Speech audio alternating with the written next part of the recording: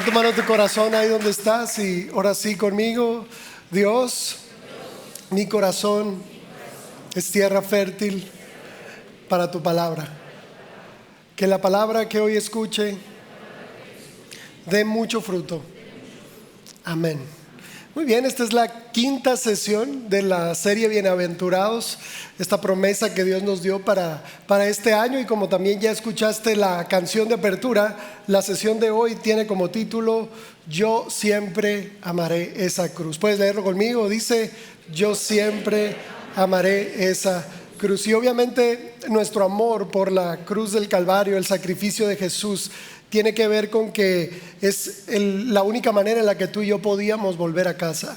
No había mérito personal que alcanzara, no había sacrificio personal que alcanzara, no teníamos esperanza para cambiar lo que habíamos perdido, recuperar lo que habíamos perdido, y solo es a través del sacrificio de Jesús que tú y yo recuperamos nuestra posición, recuperamos a nuestro Padre Celestial, podemos volver a casa, podemos estar en la presencia de Dios otra vez. Y este mismo título hace alusión a la bienaventuranza del día de hoy.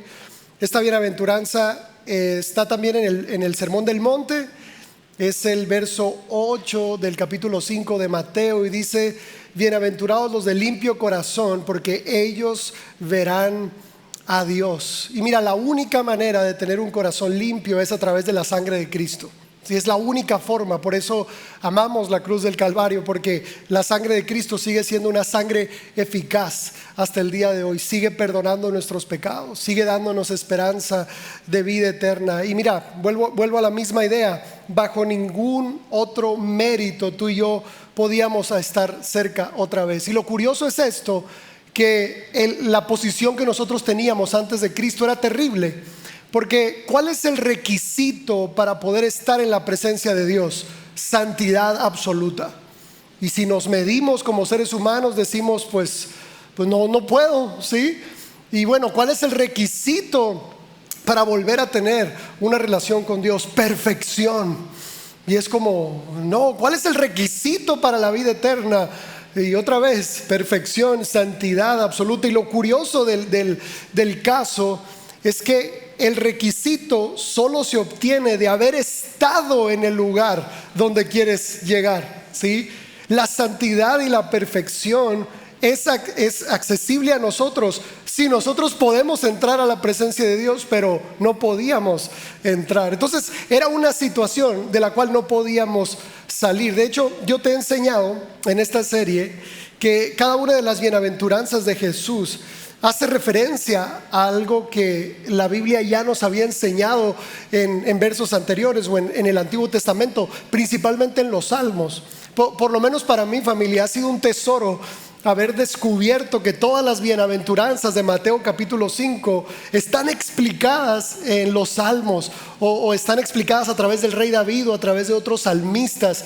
Y hoy quiero leerte un salmo que hace referencia a esta misma bienaventuranza. El Salmo 24 del 3 al 6 dice así: ¿quién subirá al monte del Señor? ¿Y quién entrará en su lugar santo? El limpio de manos y el puro de corazón, el que no ha elevado su alma a la vanidad, ni ha jurado con engaño. Él recibirá la bendición del Señor y la justicia del Dios de su salvación.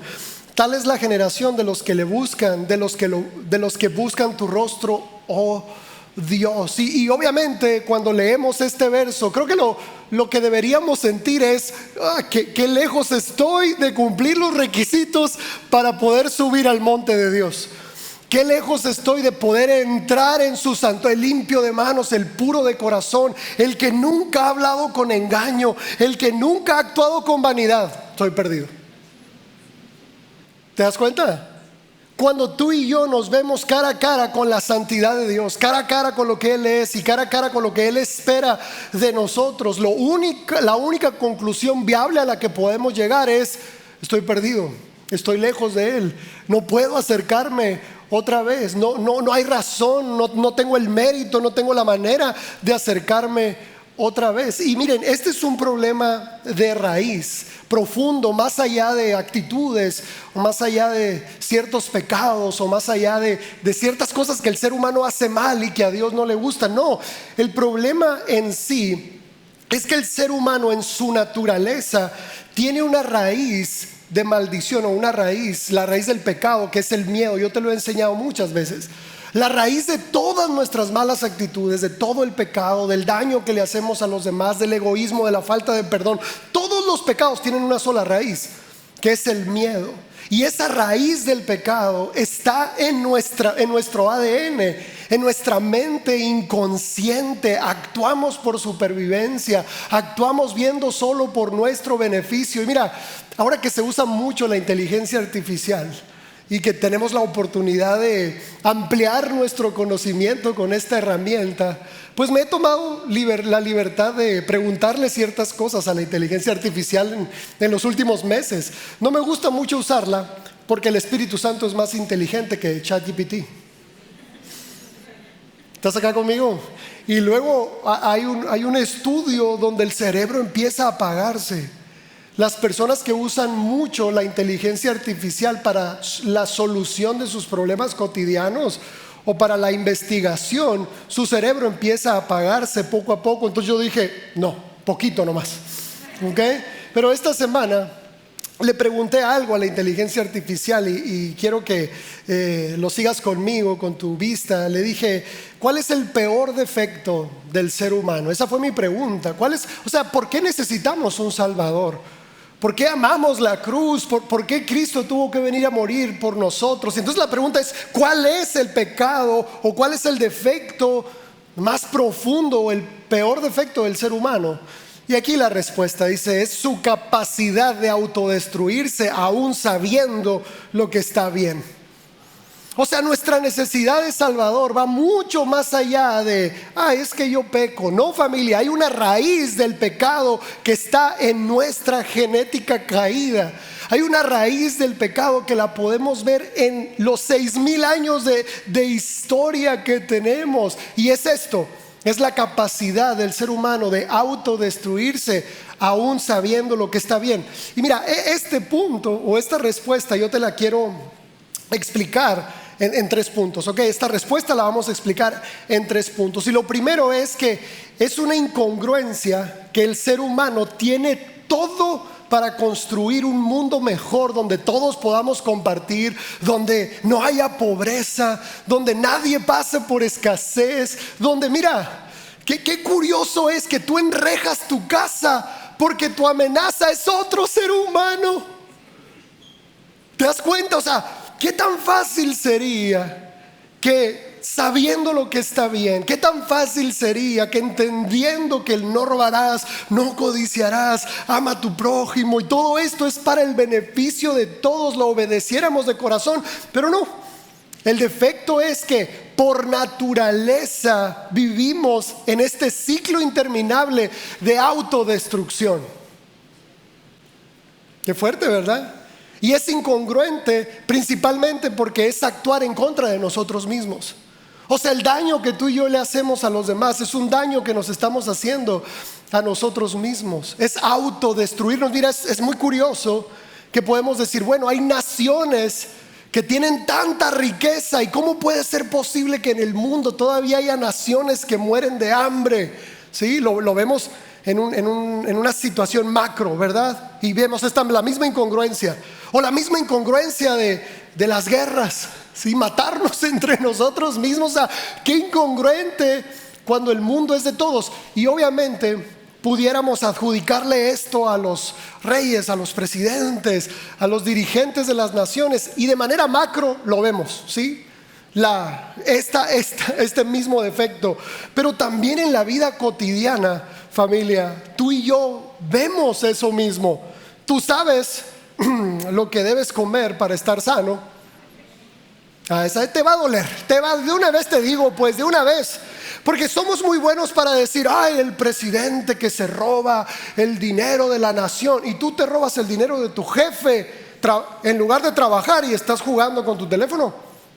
Y eso también es robar, porque te están pagando por trabajar, pero tú estás malgastando el tiempo en otra cosa y te están pagando por trabajar, y eso también es robar.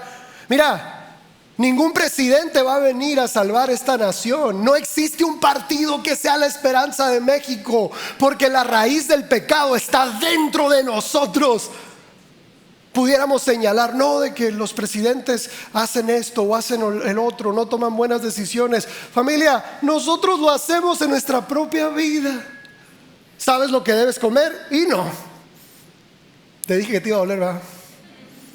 ¿Sabes que las pantallas atrofian tu cerebro? Y ahí estás todo el día. ¿Sabes que la vida sedentaria hace que tu cuerpo poco a poco se enferme más?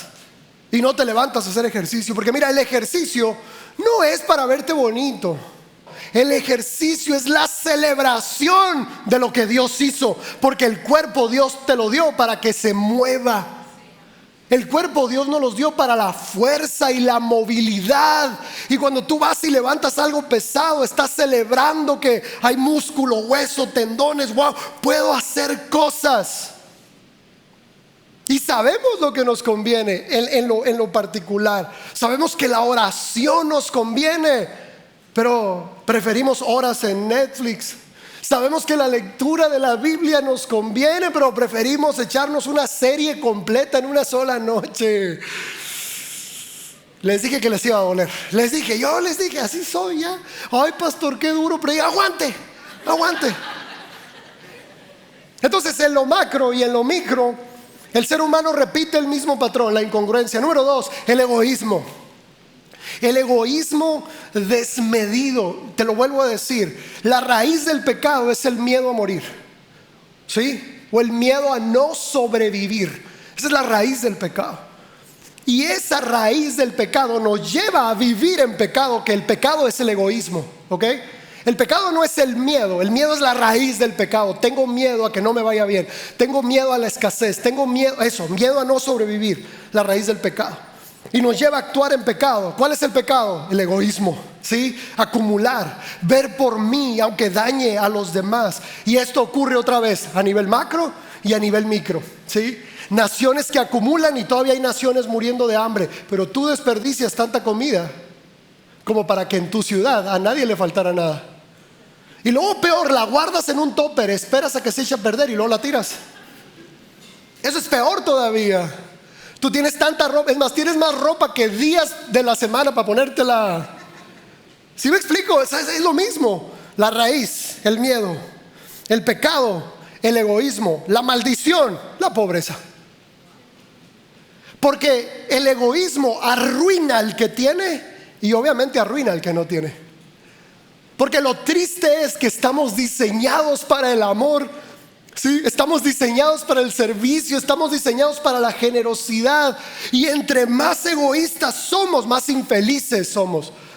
Yo te lo enseñaba la semana pasada, que cuando tú eres generoso, Dios se encarga de ti todos los días de tu vida, te libra del mal, te exenta del día malo, añade días felices a tu vida. Y entre más retenemos, más lejos de nuestro propósito estamos. Y número 3 dice la repetición. O sea, no solo hay incongruencia, no solo hay egoísmo, lo repetimos todos los días de nuestra vida. Alguien me dijo una vez: pastor, ¿por qué si Dios es más poderoso y los demonios y Satanás no son tan poderosos, ni son omnipresentes? Porque mira, el enemigo no puede estar en todos lados. Nos pasa algo malo y todos los cristianos, ay, el diablo, yo no andaba ahí. Yo Hermosillo ni lo topo, el rancho ese. No, sí lo topa, oigan, ya ha venido. Bueno, luego les cuento. El detalle acá es que a veces le echamos la culpa al enemigo y a los demonios, y ellos de que yo ni estaba, pues yo ni fui. Entonces, ¿por qué el mundo está bajo la maldad? ¿Por qué hay tanta maldad? Porque el enemigo creó un sistema que alimenta lo que está mal en nosotros. Eso es todo. El sistema del dinero, el sistema del mundo, la comparación, todo está diseñado para que tengas más miedo, para que retengas más de lo que es justo y para que vivas miserable.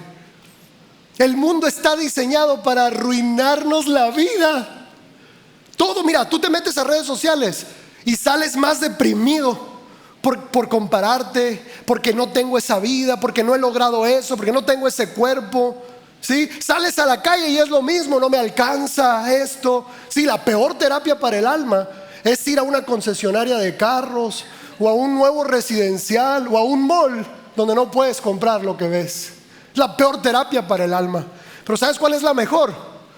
Ir a un lugar donde no tienes ni qué comer y darte cuenta lo bendecido que eres. Ir a un lugar donde realmente las personas están llorando de hambre mientras tú estás llorando por un nuevo iPhone.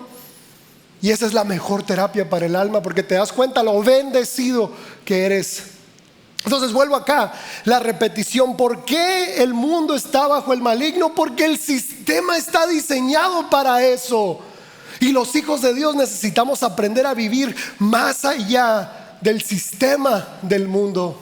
Mira, por esta misma condición, el primer lenguaje que Dios vino a enseñar, o la primera manera en la que Él se mostró al mundo, fue a través de la ley.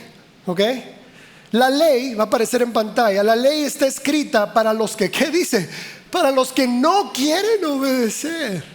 Esta fue la manera en la que Dios se presenta, porque vio una humanidad que estos se autodestruyen, estos se matan entre ellos mismos.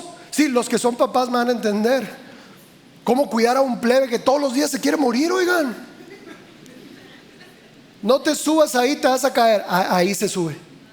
No agarres eso, está caliente. Eso agarra.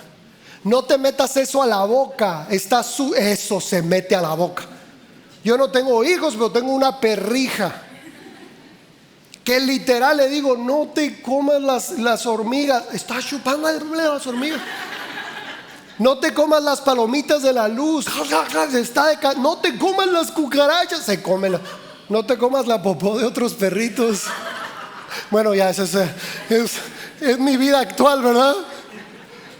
Entonces, como nosotros tenemos esta mente infantil, donde cuando nos dicen que no hagamos algo, eso hacemos, Dios viene y se comunica a través de la ley y nos da leyes. Y la ley de Dios, familia, no se nos fue dada para limitar nuestra vida. La ley se nos fue dada para no autodestruirnos.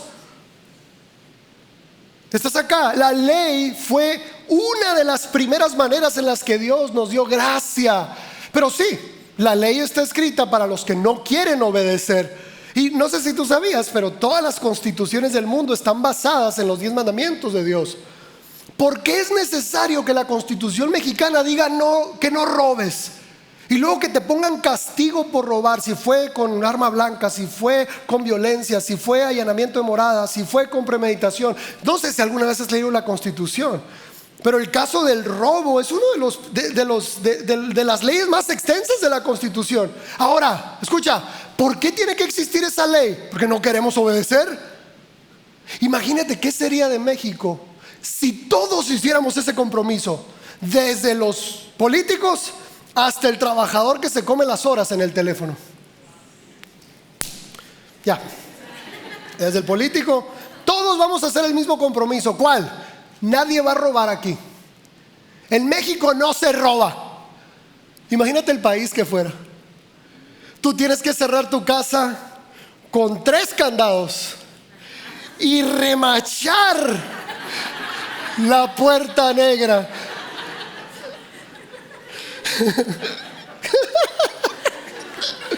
Tu casa tiene alarma, reja, le pusiste un candado, le pusiste una cadena y 3 candados. ¿Por qué? ¿De quién tienes miedo? De otro humano. De otro humano que no quiere obedecer. ¿Estás acá? Y esa raíz del pecado está presente en nosotros y no nos podemos librar de ella. El otro día estaba escuchando a un pensador, un filósofo, hablando acerca de los topes. ¿No odias los topes tú? Odio los topes. Más los topes que son bolas amarillas. Son los del diablo esos. ¿Sí o no? Son los peores topes, ¿no?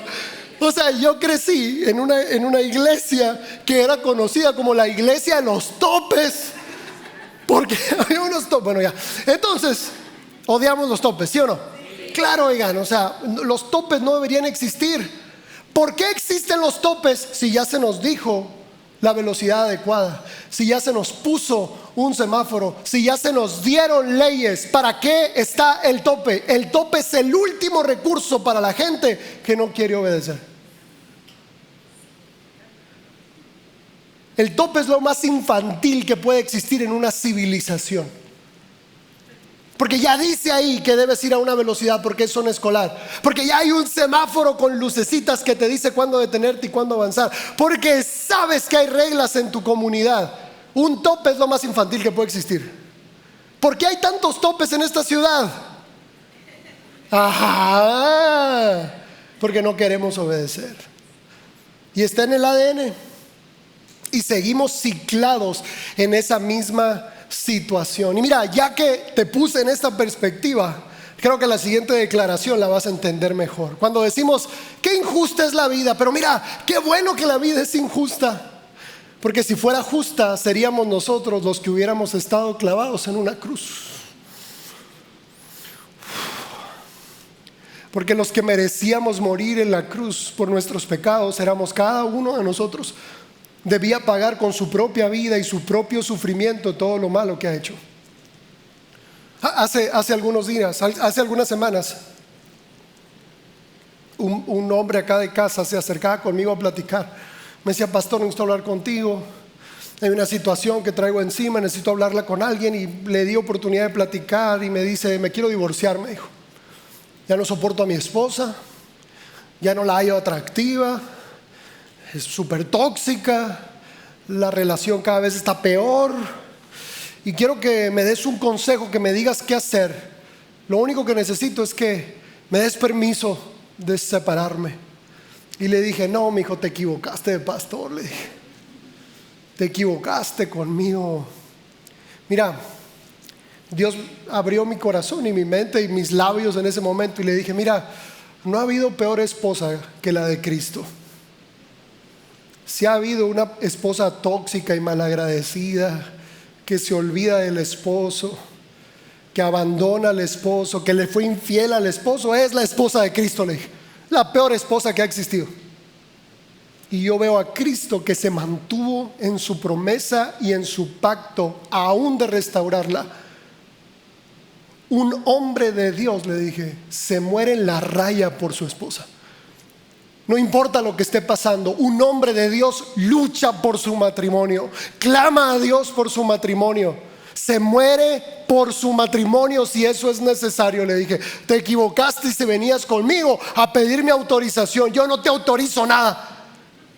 Si Cristo murió en la cruz por nosotros, creo que cada uno de los hombres que nos parecemos a Cristo deberíamos tener el mismo carácter de darlo todo por la esposa, de darlo todo por a quien amamos. Porque mira, qué curioso es que teniendo una condición así los seres humanos, por alguna razón Dios nos ama tanto y nos ama de tal manera que envió a su único hijo. Imagínate, o sea, la expresión de tal manera amó Dios al mundo nos debe hacer reaccionar de tal manera que Él, siendo Dios, tomó forma de siervo. Y no solamente tomó forma de un bebé vulnerable, sino que al crecer fue obediente hasta la muerte y muerte de cruz. En la historia, familia, se sabe que no ha habido un sacrificio más cruel que el que Jesús padeció. El sacrificio que Jesús llevó por nosotros fue sumamente cruel. Su cuerpo estaba totalmente despedazado. La Biblia describe que podías ver aún sus huesos y sus órganos internos de tan rasgada que estaba su piel. Y Él soportó todo eso por amor a nosotros, porque Él sabía que era nuestra única esperanza. Nosotros no podíamos cambiar la raíz de pecado que está en nosotros. Por eso el Evangelio, si preguntamos ahora ¿qué es el Evangelio? El Evangelio son buenas noticias para los pobres. Buenas noticias para los pobres. Y quiero explicártelo porque ahorita te decía que una de las maneras en las que Dios viene y muestra gracia hacia nosotros es dándonos leyes. Qué curioso, ¿no? Dándonos 10 mandamientos para que no nos matáramos entre nosotros, para no autodestruirnos. Pero Dios se dio cuenta de algo, dice, estas personas no quieren obedecer. Entonces les voy a dar algo para redimir sus errores. Cada vez que incumplas con una de mis leyes, tienes que sacrificar un animal inocente para que tú puedas seguir viviendo. Porque el que merece morir eres tú, o el que merece pagar por ese pecado eres tú.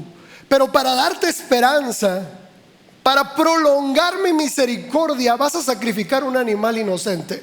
y vas a derramar su sangre para el perdón de tus pecados. Y de ahí nace el sistema de sacrificios, donde dependiendo del pecado era el sacrificio. El sacrificio podía ir desde una paloma hasta un cordero, un becerro o en algunos casos un elefante. No, no es cierto, un elefante no.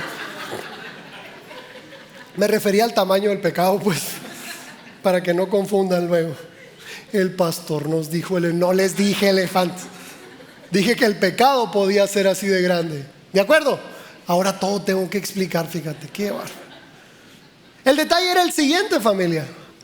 Que el sistema de sacrificios al principio funcionaba porque las personas se daban cuenta que había consecuencias de no obedecer, pero después se convirtió solamente en un sistema de compraventa, donde las personas pecaban deliberadamente y luego venían al templo. Ni siquiera ellos tenían que cuidar a ese animalito, venían al templo y el templo ya les ofrecía, en el patio del templo les ofrecía los animales para los sacrificios.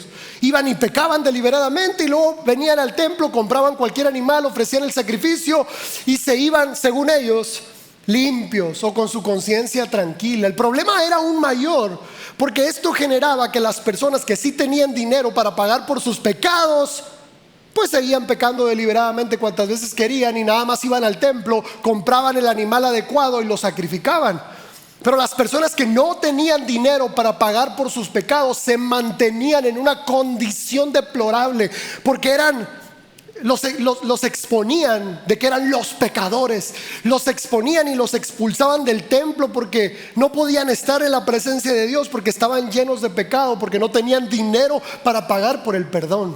Por eso Jesús voltea las mesas en aquella escena y saca el látigo y les dice: ustedes han convertido mi casa en casa de ladrones, porque están jugando con Dios, están haciendo de Dios un negocio. Y esta no era la virtud. La virtud era que todos esos sacrificios eran una sombra de lo que Jesús iba a hacer en la cruz. Ahora, ¿el evangelio qué es? Mira, el evangelio no anula los 10 mandamientos. De hecho, el evangelio nos capacita para cumplir los 10 mandamientos de manera orgánica y natural. Lo que sí anuló el sacrificio de Jesús, lo que sí anula el evangelio, es el sistema de sacrificios. Porque Jesús dice lo siguiente: ya no es necesario sacrificios de animales. Yo voy a ser el único y perfecto sacrificio, y todo el que crea en mí puede tener perdón, vida nueva y vida eterna. Y mira, ¿por qué es buenas noticias para los pobres? Porque los que no podíamos pagar por el perdón de nuestros pecados, hoy podemos acceder a la gracia de Cristo Jesús y decirle: Cristo Jesús, perdóname, dame una nueva vida, dame un nuevo corazón. Y a través de esa confesión podemos recibir todo lo que habíamos perdido. Pues dale gloria a Dios por eso, pues. Y es ahí, familia, donde todo cambia. Mientras la ley fue escrita para las personas que no quieren obedecer, la gracia se nos fue dada para las personas que sí queremos obedecer. ¿Estás acá conmigo? Porque esa es la gran diferencia. Cristo no solo nos perdona nuestros pecados, Cristo arranca de raíz la fuente del pecado. Quiero que lo sepas. Cristo arranca de raíz el origen del pecado en nuestra vida. No es solamente Dios perdona todos tus pecados. No, familia. Dios cambia nuestro ADN y nos da una nueva naturaleza. Por eso la gracia está escrita distinta. Por eso ahora en la gracia es: todo me es lícito. Estas frases tan fuertes que dicen que Dios perdona, que Dios te va a perdonar siempre y que Dios te va a perdonar todo, es cierto. Dice: todo me es lícito. Pero los que hemos nacido de nuevo entendemos algo: la gracia me permite vivir como yo quiera. Todo me es lícito, pero no todo me conviene. Todo me es lícito, pero no todo me edifica. Todo me es lícito, pero nunca me dejaré dominar por nada. La gracia está escrita para las personas que sí queremos obedecer. Por eso la gracia dice: si 7 veces se cae el justo, 7 veces se levanta. Porque esa es la gracia. La gracia es para aquel que sí quiere la voluntad de Dios, pero que está en la lucha constante de esta transformación interior. Ahora, quiero explicártelo bien, porque necesitamos aprender a obedecer desde el conocimiento y no desde la restricción. Mira, familia, ¿sabes por qué el sistema cambió? Porque la ley nunca ha transformado vidas ni corazones. Tú puedes ir a la iglesia más religiosa, donde las mujeres usan pañoletas y faldas largas y los hombres usan saco y corbata, y no podemos usar barba, ni las mujeres pueden usar maquillajes ni alhajas, y los hombres se sientan de un lado y las mujeres del otro, y hay reglas estrictas de que no puedes ir al cine, no puedes ir para allá, no puedes hablar así, no puedes hacer tantas cosas. Y mira, te lo voy a explicar acá. Las reglas nunca han hecho santo a nadie, porque aquel que quiere vivir fuera de la voluntad de Dios va a hallar la forma de hacerlo. Pero aquellos que queremos hacer la voluntad de Dios, no importa si alguien me supervisa o no, no importa si alguien me está revisando el teléfono o no, no importa si mi pastor está encima de mí todo el tiempo o no, yo quiero hacer la voluntad de Dios. Y esta es la gran diferencia. De hecho, Adulam promueve eso. Yo jamás voy a ser un pastor vaquero. ¿Sabes qué es un pastor vaquero? Por favor, ven. Por favor, ama a Dios. Por favor, haz las cosas bien. Ay, es que jamás, jamás. Como dice el poeta, si no quieres, no. Si no quieres, no. Si no quieres, no. Y hoy el cielo te dice, si no quieres, no. Porque escucha acá. El amor es una expresión de la libre voluntad humana. No, el amor no puede ser forzado. El rendir tu voluntad al plan de Dios no puede ser forzado. La gente que sigue a Cristo por temor a la condenación, ¡qué terrible! ¡Qué terrible! Cuando encontrar a Cristo es encontrar el tesoro más grande de todos. Cuando tú encuentras a Cristo, el infierno ni siquiera está en la ecuación. Ni siquiera es yo voy a la iglesia porque no vaya a ser, ¿verdad?, que Cristo regrese y me agarre mal y pues, ¿verdad? Hay gente que viene a la iglesia o que tiene una relación con Dios por miedo al castigo, a que Dios no me bendiga. Familia, no funciona así. El Espíritu Santo es una nueva vida en nosotros. Es una nueva persona en nosotros. Y mira, esto es impresionante porque tú y yo no fuimos restaurados a como era Adán. No, tú y yo somos mayores que Adán, porque fuimos restaurados a como era Adán. Pero ahora tenemos la justicia de Cristo, la mente de Cristo, el Espíritu Santo, el favor de Dios, la gracia de Dios. Imagínate todo eso sobre nosotros. Cuando yo te hablo acerca de que la gracia fue dada para los que sí queremos, es porque, esto también va a aparecer en pantalla, porque la verdadera santidad emana de la voluntad. Emana de yo quiero vivir en la voluntad de Dios.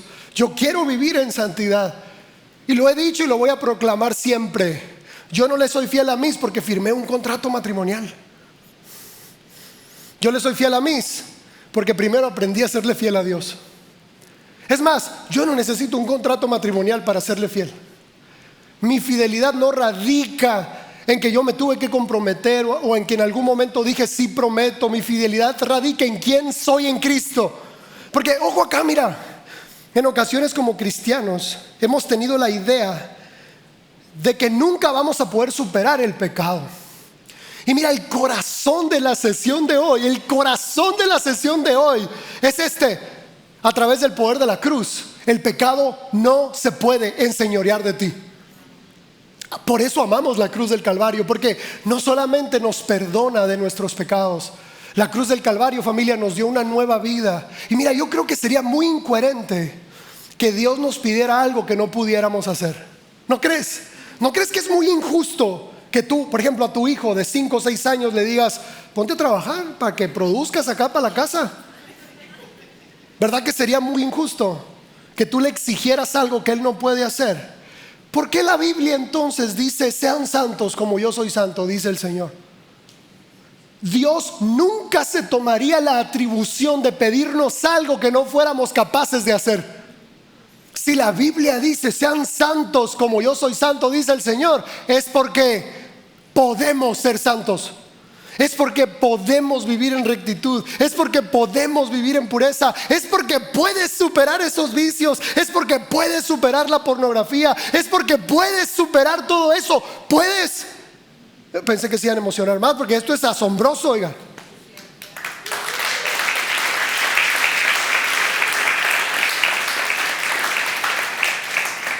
Ya basta de este pensamiento de, ay, soy el peor pecador de todos, pero un pecador perdonado. No, ya no eres pecador.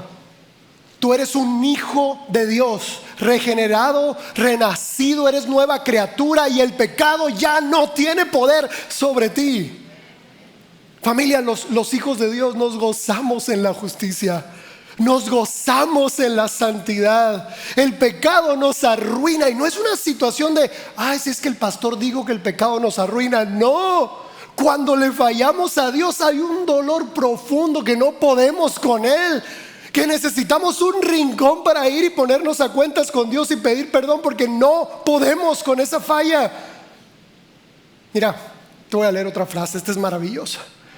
Desear pecar y no poder hacerlo es esclavitud, pero poder pecar y no desear hacerlo es libertad.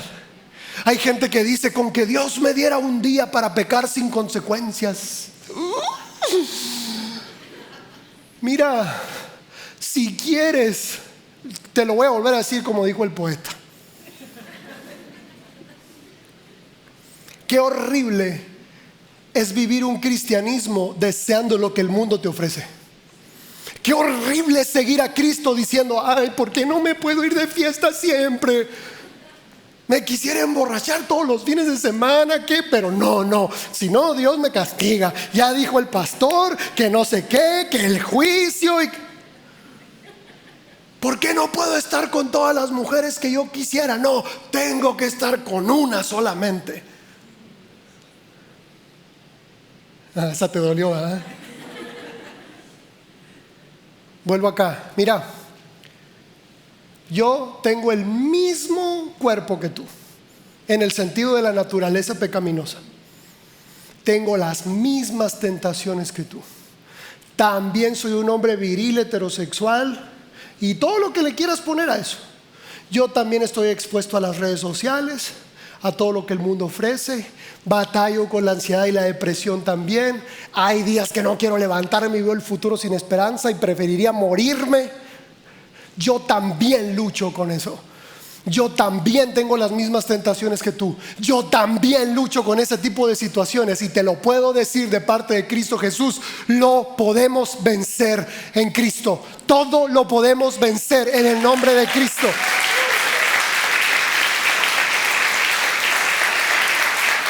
Mira, no es fácil, pero ojo acá, tú tienes que elegir bien tus batallas. Ser fiel cuesta mucho, pero un divorcio también cuesta mucho.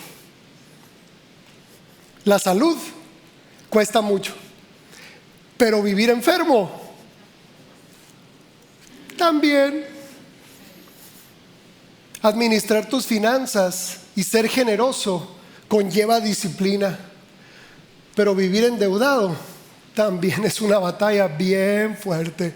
Así que tienes que aprender a elegir tus batallas. De todas maneras, el mundo trae aflicción. Qué mejor que esa aflicción sea por vivir en la voluntad de Dios.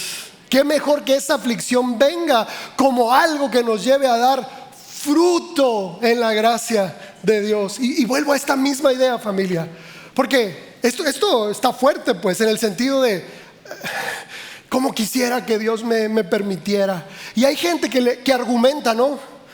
Es que no es tan malo lo que estoy haciendo, ¿sí?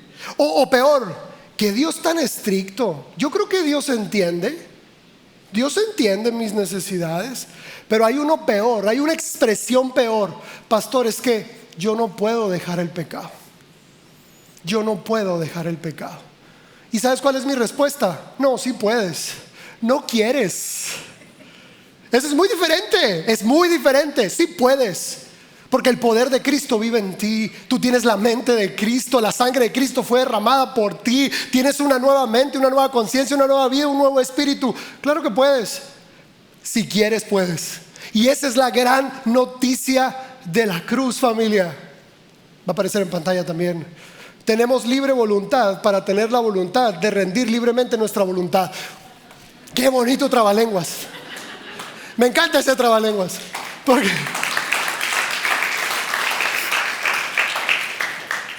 yo le he dicho, Dios, ¿para qué nos diste libre albedrío? Ven la bronca en la que te metimos. ¿Para qué nos diste esta virtud divina? Porque es una virtud divina el libre albedrío. ¿Para qué nos diste la capacidad de decidir si ve? La respuesta es sencilla, porque no existe amor verdadero sin libertad. Mientras unas personas pueden usar su libertad para hacer algo fuera de la voluntad de Dios, habemos muchos que usamos esa libertad para rendirlo todo delante de Cristo Jesús, porque sabemos que es el mejor camino. Lo mejor que nos puede pasar en la vida es que Dios sea lo mejor, que Dios sea nuestro centro, que Dios sea nuestro camino. Y mira, aquí hay algo curioso, porque en ocasiones podemos pensar que rendir la voluntad de Dios es para que Dios sea el primero. No, familia, Él ya es el primero. Y es el primero en todo. Voy a rendir mi vida para que Cristo tenga más. No, Él es dueño de todo. Dice que todo fue creado por medio de Él y para Él. Bueno, voy a rendir mi vida para poner a Dios en mi agenda. No, rindes tu vida para que tú estés en la agenda de Dios, para que tú estés en los planes de Dios. Debemos entender, familia, que los privilegiados hemos sido nosotros. Y esto también aparece en pantalla. La salvación no es nosotros dándole una oportunidad a Cristo, es Cristo dándonos una oportunidad a nosotros. Qué hermoso es pensar que en cada paso que Jesús dio al Calvario, tú y yo estábamos en su mente. En que cada dolor que Él padeció, tú y yo estábamos en su mente. Y que Él soportó la cruz del Calvario pensando en que en Hermosillo, alrededor del año 2025, va a haber una generación que me ame con todo su corazón. Va a haber una generación que en verdad quiera rendir su vida a mí voluntariamente. Va a haber una generación que me dé todo, así como yo entregué todo por ellos. Por ellos vale la pena morir. Y eso, familia, le dio fuerza a Jesús. Y así que la única manera de vivir es como dice Gálatas 2:20: con Cristo estoy juntamente crucificado. Y ya no vivo yo, mas vive Cristo en mí. Y lo que ahora vivo en la carne, lo vivo en la fe del Hijo de Dios, el cual me amó y se entregó a sí mismo por mí. ¿Quieres aplaudir conmigo fuerte? La banda puede pasar, por favor. Vamos, iglesia, aplaude fuerte. Vamos.